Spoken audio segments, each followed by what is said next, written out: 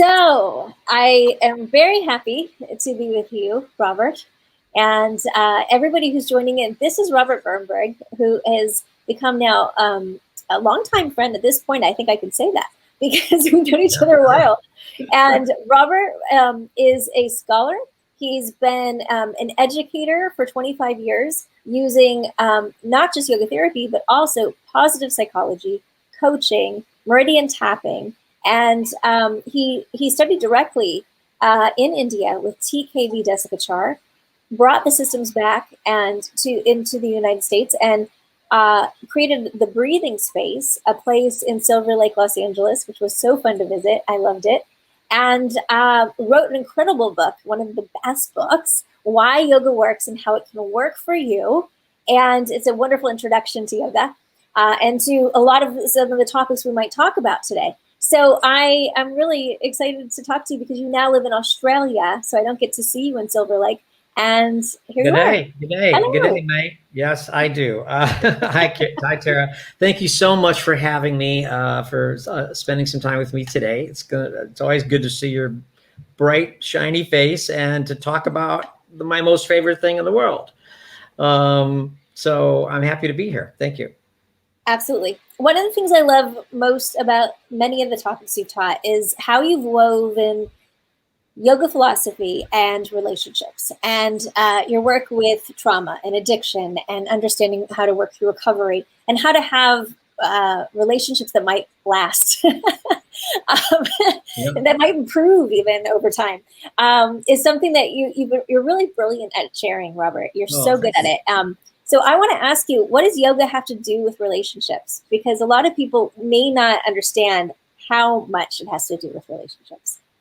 Okay, so let me contextualize all that by saying that I was taught, my teacher in India would say he said a lot of things that I quote often, but two things pertinent to this are the real test of whether our yoga is working is our relationships get better.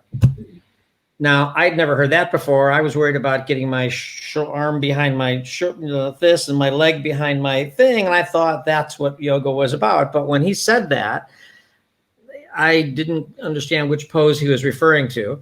And clearly he wasn't referring to postures. He was referring to what was in the Yoga Sutras, which is the foundation text of yoga.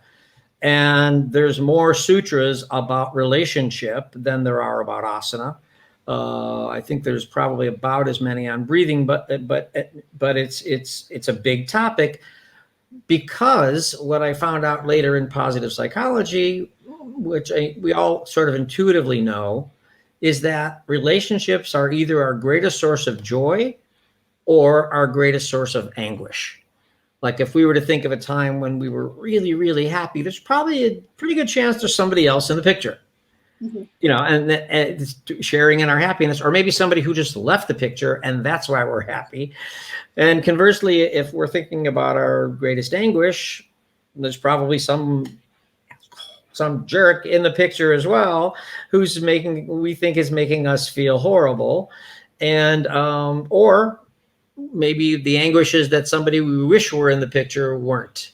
But in any case, we're relational beings, right? We have this dual nature of being autonomous. I want my own. I want to be able to do what I want, say what I want, be what I want. And yet we're herd animals.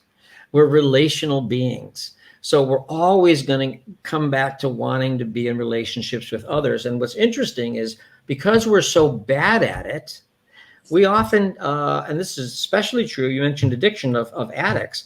Addicts isolate.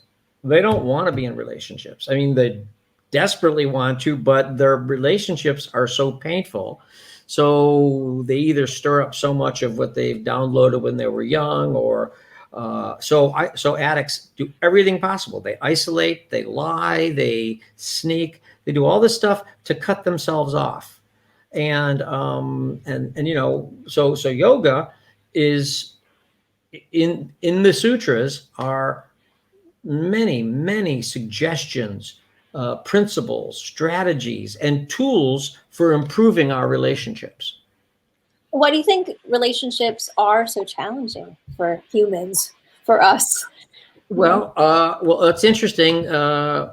that we speak about the source of suffering in yoga as being misperception, not seeing things clearly, seeing things through the cloud of our past.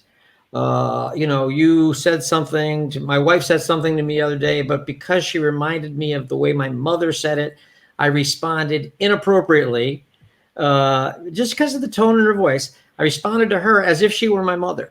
Mm-hmm. My wife's not my mother, but the misperception was, this is my mom. I had a cold and my wife's an Ayurvedist. And so I said something like, I have kind of a story. She said, you take some astragalus soup and go to bed right now. And she was saying it to be helpful, but I heard my mom telling me to go to my room, right? So because of what we've downloaded, and let me talk a little about that. So what yoga says is between the third trimester and the age of 8, and I'm going to mix a little modern science with what yoga actually says. But between those ages, the brain is in alpha state, and we're just downloading. We're like little sponges, and we're downloading what in Sanskrit are called vasanas, which means latent impressions, a mother yelling at me. We download that, and then that starts to cloud. All those downloads start to cloud what's happening in real time. So now, instead of responding to a present time, so, simply put, because of our tendency to store up information, which isn't always bad. I mean, we've learned how to drive. Now we don't have to think about how to drive. We already know. Now we can drive and eat and, text and put on our makeup and do all kinds of things, listen to music. And somehow the car gets to Palm Springs, right? So clearly making the conscious unconscious isn't always a bad thing, but it often is. Mm-hmm. And that's what we do. We make the conscious unconscious. So now we're not aware of, instead of responding to present time challenges from the present, we're responding to those challenges, the ones that in this case relationships present, from the past. Mm-hmm. Right? We don't, and we were never schooled in relationships. Do you remember Relationships 101? Do you remember learning that in 3rd grade, 4th grade? Other than share your lunch, don't hit other kids. We never got a course in how to do relationships. And there are some very simple skills, whether we're talking about driving, cooking, gardening, any other human activity. There's skills. There are things that have been proven to work, mm-hmm. right? Mm-hmm. So I think the Yoga Sutras are filled with these application strategies and tools, life skills, if you want to call them that, for how to do relationships and how to do relationships. Well, go ahead, please. What were you saying? And how to do relationships in a way that doesn't leave any, what yoga calls residue. Yeah. Yeah. So that's right. So we want to live a life there's no residue. In Ayurveda, they talk about residue because Ayurveda is more about the body. Yoga is about the mind. Mm-hmm. Talks about residue called ama in our joints and just stuck in our body. In yoga, we talk about it. We call it mala. Mala is undigested stuff from our, and we think of our diet as being what we eat. In yoga and Ayurveda, our diet is everything that comes in through all 5 senses, mm-hmm. right? Now, mm-hmm. much like food, some experiences are more digestible than others. Mm-hmm. This is very much the same in Chinese medicine and the work I do with that. And there's the talk of latency and things going deeper under the surface or into the meridians where it gets stored in other layers. And you can see aspects of that even under the tongue. So it's really interesting. Well, that's where Ayurveda sees it too. That's why Ayurveda has us scrape our tongues every day. Right. And I'm telling you, I scrape my tongue every day, and there's stuff on my tongue that I would be grossed out if it were on my shoe. So I don't really know how people go through life without knowing these simple tools. But they're not, and until you know them, they're not simple. They're not tools. Yeah, that's right. So yoga is filled with this notion that we, if we don't do relationships right, remember, starting with our earliest relationships, they're going to leave residue. Mhm. That residue is then going to occlude our present day relationships. So, the example I gave earlier is a great example, that because I wasn't treated, and I'll put it simply, what yoga says about, for relationships to not leave residue, we have to communicate with other people in a way that's a perfect blend or near perfect blend of honesty and kindness. Beautiful. Right. And you can see how some people, I'll give you an example of off balance. And for years before before I did, before I went to rehab there, I'll say it, before I went to rehab, drug rehab, which was the turning point in my life. I was a asana, not yoga, asana practicing screenwriter before I went to rehab. When I came out, I became a yoga therapist. I found my dharma. Right. And so, but before that, I didn't know how to, I could be really kind, but not honest. Friends would say, "You want to go out to dinner?" And I'd say, "Sure." And they'd say, "Great, you drive out by us." And in California, in LA, driving from Silverlake to Santa Monica is an hour and a half drive at dinner time. So I would say, "Oh, I got to drive out there." "Okay, sure." And then they would say, "Oh, yeah." And I'd say, "Well, let's go have dinner." And they'd say, "Yeah, we were thinking fat burger." And I was saying, "Oh, I was thinking more like some healthy, Thai food." "Nah, let's go to fat burger." "Okay, sure." I would say, and then let's go see a movie. And I would say, "Oh, there's a new, art film at the thing." And they'd go, "No, let's go see Avengers 6." And I would say, "Okay." So in all three of those cases, I was being kind. Was I being honest? Did it leave residue? Oh my God, that fat burger alone left a lot of residue. But residue in the sense of, I had a little bit of a resentment. I had a little bit of that didn't go well. That evening kind of sucked. Now it's like midnight and I'm finally home from having a dinner I didn't want to eat, watching a movie I didn't want to watch, and making a drive I didn't want to make. So there's a little residue there. We all certainly know some people who were brutally honest, and they think that's a virtue. So I have a brother who, if you asked him the same questions, he would say, "What are you, stupid? I've got food in the house. We're not going out to eat. Smarten up. We'll eat home." And if you said, "Let's go see a movie," he'd go, "Hey, use your head. I've got Netflix. Don't be an idiot." I mean, he would say it like this. Don't, "I've got Netflix. We can watch anything at all. Go," and whatever it was, he's going to tell you what he wants, but not in a way that I can hear it. It's going to be very cruel. So he leans toward being more honest than kind. So how do we balance out honesty and kindness in relationships while we're being triggered by what they're saying, because it reminds us of something we downloaded years ago, and it's clouding our perception of what's happening. Mm-hmm. That's, in a nutshell, that's the problem. Mm-hmm. Right? That's why we suffer. That's why we create suffering. And what's interesting was what yoga says about this misperception is that it always creates suffering for ourselves and the world. So now you can see that it's not just individuals that are not getting along, it's nations. It's political parties. And so there's lots of work to be done. But in yoga, we say you always start with yourself. Yoga is not a social movement. It's an individual.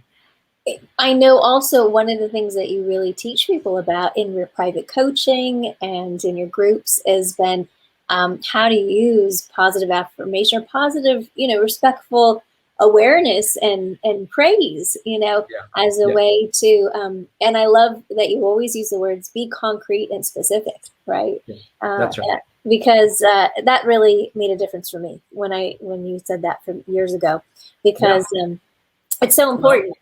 Well, I think what you're referring to is there's a very, very powerful Sutra 120, that talks about the need for faith. the need for confidence, the need for optimism, right? And that optimism generates energy. It generates that, like, if I believe I'm going to succeed at something, I'm more likely to get up and try doing it, right? And the application and the tool of yoga for cultivating more optimism and clarifying what we want is called bhavana. Bhavana, bhavana. And anyone who studied with me for more than 20 seconds knows this word. It's essential that we are able to envision a desired outcome in advance of it happening, right? And so, and visualization is a useful tool in positive psychology and probably in Western psychology, traditional psychology. It's people are talking. There's tons of books and all this stuff written about visualization, but it started 2,300 years ago when Patanjali wrote down, if you want the energy to persevere, you have to be able to envision the goal in advance, right? And that's Sutra 120. And so the tool, that's the principle. The tool is sitting down and writing, when I succeed at this project I started, it will look like this, and more importantly, I will feel like this. So so bhavana is an emotionally charged positive visualization, right? What many of us tend to do, again, based on previous downloads, based on what we learned when we were kids, is visualize the worst case scenario. Over and over again. Yeah, which came from well-meaning parents trying to protect and motivate us by saying, if you go near the street, you'll get hit by a car. If you eat all that sugar, your teeth are going to fall out. If you don't go to school, you'll end up on the street. Now, they just taught us to motivate and protect ourselves by envisioning the worst possible outcome, right? Again, I don't know how it works to say, if you stay away from playing in the street, you will live a long, happy life.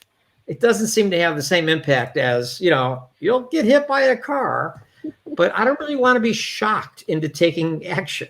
Yeah. I don't want to be scared into taking action. I want to be inspired. I want to be drawn to it. And what you said about being positive, concrete, specific is essential, particularly in relationships, because we very often know what we don't want. Someone behaves a certain way, and we know that's not working for us. So we'll tell them, I hate it when you, please don't, I wish you wouldn't, right? But really, more importantly, is knowing what we do want. And so that's bhavana with respect to any aspect of life. What I teach people in a nutshell are two things: how to bhavanize the perfect relationship. Right now, I mentioned that has to be concrete. You mentioned that it has to be concrete and specific. Well, there's no area where people get more abstract than in bhavanizing a perfect partner. So I'll say, well, tell me about close your eyes. What is your perfect partner? And they start to say things like nurturing, supportive, grounded, centered, spiritual, compassionate, which mean a lot of different things to a lot of different people, as opposed to concrete, which are specific behaviors, things that people say and do. So I work with people to help them go from, okay, if he were nurturing, supportive, and spiritual, what would he say? What are the words? How often would he say it? What would he do? What would she do? How often would she do it? What would you do together? How often would you do that? And people are really, it's often very challenging to go from those abstractions that we just kind of, we live in those and think they're real, but to actually think about, well, what would the perfect partner say to me? How would the perfect partner treat me? As you're saying this, I'm recalling something that I would like to speak to, because I'm sure you can relate to it. I had a mentor who was a psychologist who specialized in relationships, and for a long time, and he'd lead these groups with couples. And one of the things that was so painful for the wife was that the husband would, he was kind in the sense that he thought of her and wanted to give her special things occasionally, right? But uh, it was always something he would want, right? It was never something that she would really want. So she was finally in the hospital. The story goes that she was in the hospital, and it came up that she would just want a particular flower. She just wanted this very particular flower when she woke up from this surgery. That's beautiful, because that's positive, concrete, and specific. Yeah. Right. And she woke up and he got her a flower he would have wanted, right? And it was actually very painful. It brought up pain for her, right? Because it was this idea of, well, that was a microcosm of their whole relationship, wasn't it? Right. But it always struck me because these things really do have impact, and it matters if you feel like someone's heard you and cares enough to attempt your form of what feels like love. You know? Yeah. You know, I'll tell you another interesting observation from yoga that I had to learn. I spent 5 years, by the way, in relationship counseling with a woman, with a therapist that I was living with at the time. And I learned a lot of this stuff there. Later learned that these were yogic principles. You know, I learned a lot of these tools from my therapist. Shout out to Marty Farish if you're still out there. But and he said, you have to ask each other for what you want. So this is the second part of what I teach, is teaching people how to, once they've decided what behaviors they want, to ask the partner to change those behaviors. And so it's pretty simple. Once you know what you want, let's say you wanted someone to cook you dinner once a week, a partner. You wanted a partner to go for walks with you twice a week, and you wanted a partner to tell you you were beautiful and brilliant and the most amazing thing that's ever happened to them daily, right? Well, good. Now that you know what you want, the next step is ask them to do that. And where we all got sort of messed up was with the Hollywood, you know, this magical thinking that we were just going to meet the right person and they were automatically going to know exactly what we wanted, what we needed, you know, and you know, with being that the divorce rate's hovering in the high 50s right now, I would say they lied. No one knows what you want, and we're constantly. I heard it put beautifully. We're constantly punishing people for not keeping promises that they never made. Right. And so we have to let them know what we want. We have to train. I jokingly use the word train our partners like we would train our house pets, but we really do have to train them, teach them what it is that we need. And so once we're clear, that once we have a bhavana of what the perfect relationship will look like, and this doesn't have to be romantic, it can be roommate, employer, employee. I've even used this with my family. I use these tools, how I want my family to treat me. I once had to ask my mom to talk. She used to like to gossip. And I made a request from now on. I only want to talk about you and me. And if you want to talk about my sister-in-law or any of the neighbors, feel free to talk about that with anybody other than me. So there's nothing negative in that. I was just opening to see if we tell people what we don't want, we slam doors in their faces. Stop doing that. Don't do that. If we tell them, if we're clear about what we do want instead, now we're opening other doors and inviting them to walk in. So true. So true. And it's so simple, right? I mean, I think little kids know how to ask for what they want, but somewhere we lost the ability to do that. And I'll tell you, I learned a lot of different ways to get what I want without asking.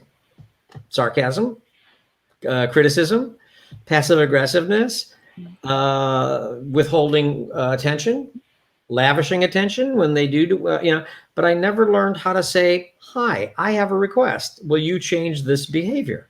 Yeah. And remember, changing someone's behavior is different than asking to change their values, their thoughts, their feelings. I have no right to ask you to change your feelings. Right. I can't say, if you don't like the sweater I'm wearing here, then I have no control over that, and I don't really care. But if because you don't like it, you rip it off of me and set it on fire, that's behavior. Now it impacts me directly, and I have the right to ask you to express your fashion sense in perhaps a different way.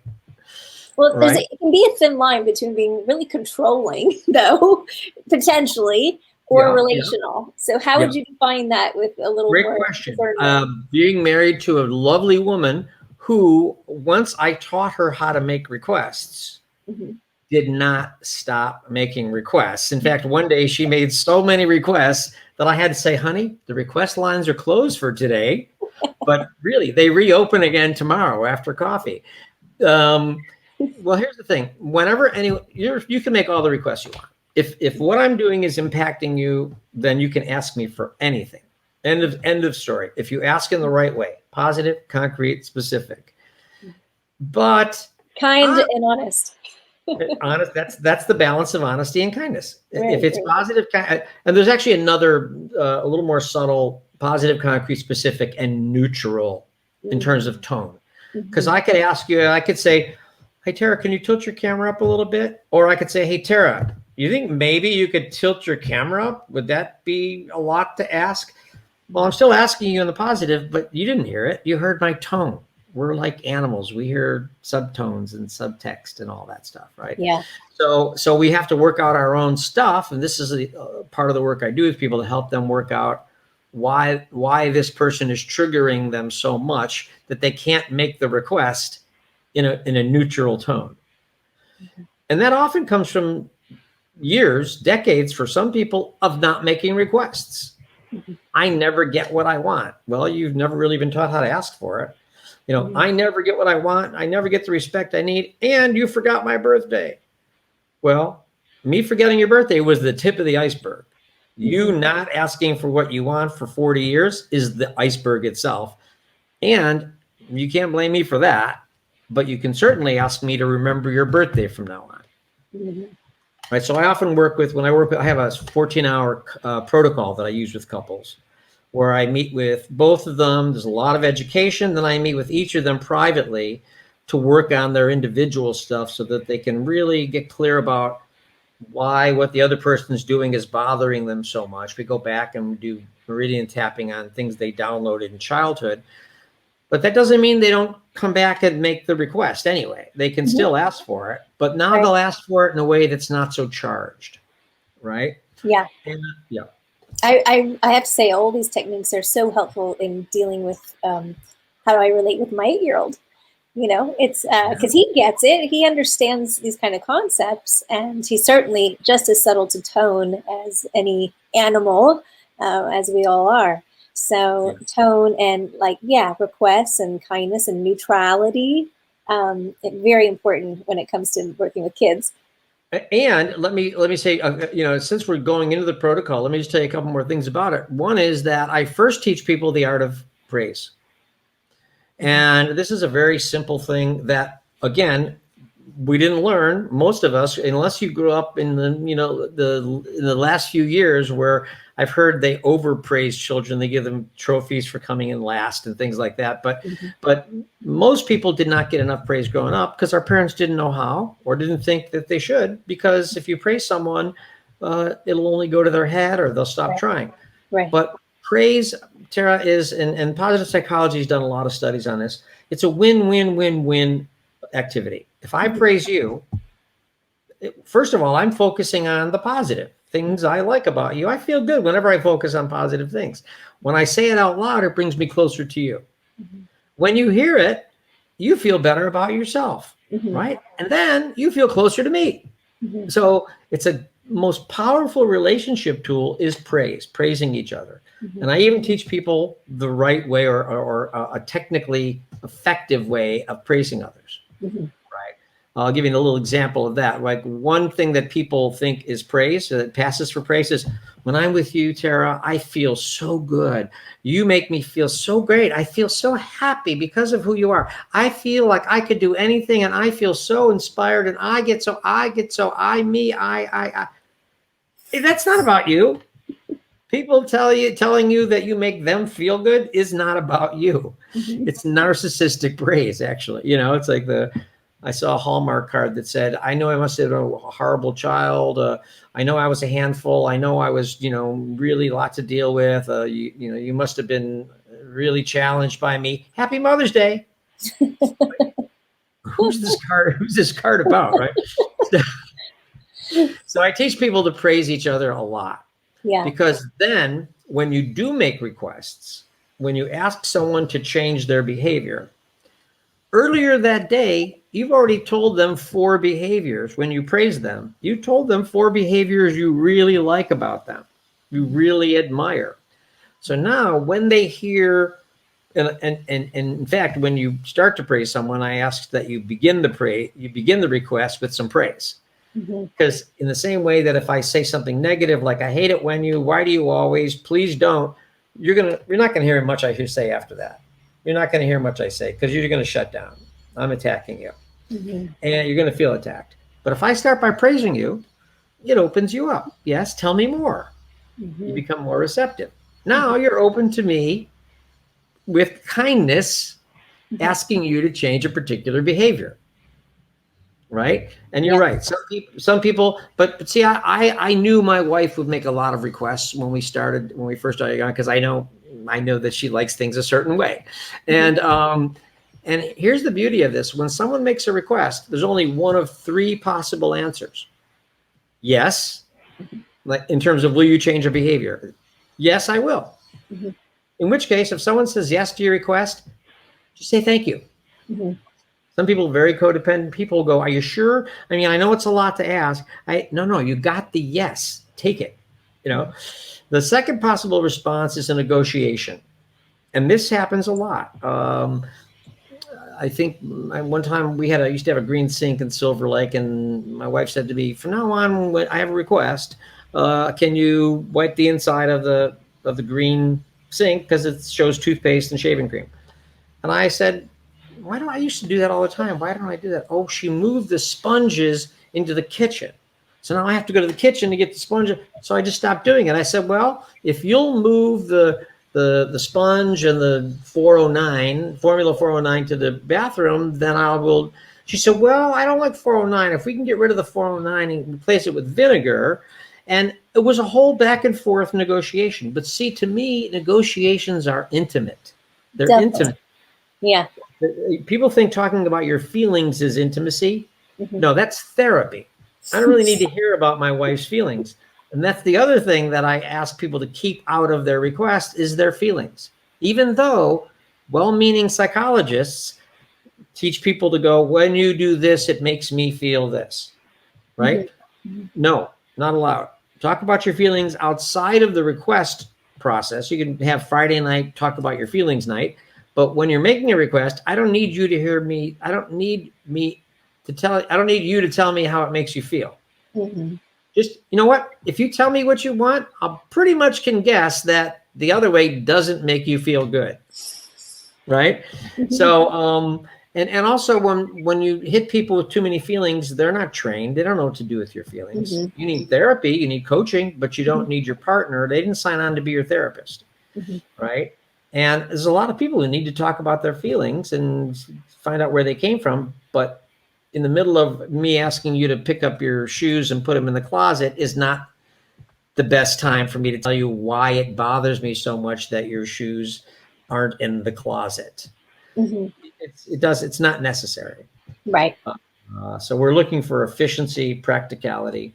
And so the only other possible response to a request when it's made in the proper way, positive, concrete, specific, and neutral, is no. No, I'm not going to pick up my shoes. And it's usually something more.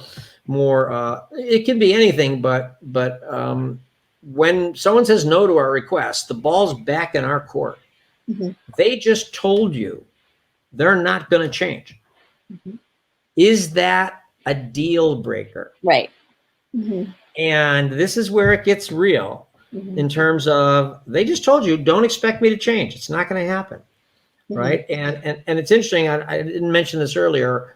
I learned a lot of ways to get my needs met without asking. And I've heard in the past 20 years, a lot of reasons for people, rationalizations for not making requests. I shouldn't have to ask. They should just know this. If I ask, it won't mean anything. It's got to come from them. I want to be more zen and not need anything and have no desires, and so I won't ask for whatever I need. Mm-hmm. No, that's nonsense. So none of these are reasons to not ask for what you want. But if you don't get what you want, if they say no, you have to decide whether you can just live with the current behavior and focus on what you like about them, Mm-hmm. or whether you need to break the deal. And again, break the deal can mean a lot of different things to a lot of different people. It doesn't always mean you break up. Mm-hmm. Sometimes a student of mine asked her boyfriend to go salsa dancing, to take her salsa dancing every week. He said no. She said, well, it's a deal breaker. I'm going salsa dancing with your brother. So she broke the deal with him and made another deal. And again, it often ends with it's sometimes when I in my couples work, it does occasionally end with people realizing they don't have the same core values. Sure. So a request was made, denied, and the person had the courage to say, well, then I can't really be with you anymore. Mm-hmm. And really, to me, that's a happy ending. In my couples coaching, I say there's three possible endings: two happy endings, one of which you learn how to make requests, you learn how to praise, and you learn how to bhavanize, and you find out you have the same core values, you've got all these new tools, and you go home and live happily ever after. The second happy ending is you use these tools for reflection, and you learn and you work with me, and you realize you don't really have the same core values. Mm-hmm. Mm-hmm. And so I call it the relationship changes. It morphs. You Mm-hmm. become friends. You might Mm-hmm. have to become enemies for a while, but you become friends eventually, hopefully. But it changes. And that's a happy ending, because you were never going to be happy together. And the third possible outcome is what I call the tragic ending: is people do this work, they learn the tools but don't use them, and they find out they don't have the same core values. The person says no to their requests or refuses to use the tools, and they stay in the relationship anyway. Mm-hmm. And that is just someone who, and I'm not judging, because I was that guy for several years. The reason we were in coaching is she wanted me to marry her, and I didn't want to get married. So when she asked me to marry her and I said no, that should have been a deal breaker. Mm-hmm. She didn't break the deal. So we had 5 years of relationship decline, Mm-hmm. Mm-hmm. because when you don't break the deal on what should be a deal breaker, it's kind of like selling your soul, Mm-hmm. kind of like sacrificing your character because of your fear of being alone. Sure. Does that And make sense? absolutely, and I'm sure a lot of people can relate to that, right? At Yes, least a at some lot of point in people. life, if not now. Yeah, So, yeah, yeah. yeah. And as relationships are our greatest source of joy or anguish, these are skills we should have learned this when we were, just when we were old enough to learn anything, because the rest of our lives, the quality of our lives, is based on how skilled we are at relationships. Mm-hmm. Mm-hmm. And if you look at the amount of residue between interactions all day long, where one person or both people walk away feeling like, well, that didn't go well, or how dare they, or that kind of, that was rude, or whatever it was, that happens a lot. So my mission here is to teach people, as many people as possible, these simple tools that are yoga. They're in the Yoga Sutras. They're right there if you've ever studied the Yoga Sutras, on how to communicate, how to get your needs met, and help other people to get their needs met. And to be clear about what you're willing to change, what you're not willing to change. Mm-hmm. One of the central themes in yoga is reflection. Mm-hmm. For me to know whether or not I'm willing, first of all, for me to know what to ask you to change, I have to reflect and figure out what it is about what you're doing that's bothering me. Mm-hmm. Then I have to reflect. Then if you say no, or you want to negotiate, I have to start reflecting on what I'm willing to change, how I'm willing to negotiate, what I'm not willing to change, Mm-hmm. and then we both have to reflect on whether me not changing that whether we can still be happy together. Mm-hmm. A lot of reflection. Yeah, I really appreciate you synthesizing it like that, because there is a lot of personal reflection and relationship reflection that goes into that. Yeah. And it's not just off the cuff, I just want this. You know? Yeah, that's right. Yeah. And it's okay to, I tell people, I teach people a mantra, which is it's okay to want whatever you want, whenever you want it, for whatever reason, or for no reason at all. Followed by, it's okay to ask for whatever you want from whoever, whenever, for whatever reason or no reason at all. Mm-hmm. It's okay to ask. Now, you may find once you get it that it's not what you wanted, or that it's not, but it's okay to ask. They tried to, with the Catholic Church, for instance, they tried this. You shouldn't want sex, mm-hmm. Catholic priests. Mm-hmm. Yeah. How'd that work for you there, Catholic Church? Right. Whereas in the East, they don't think sex is the highest spiritual path, but they say, here's the Kama Sutras. Try it underwater with a goat, upside down. And only then will you know you'll know its value.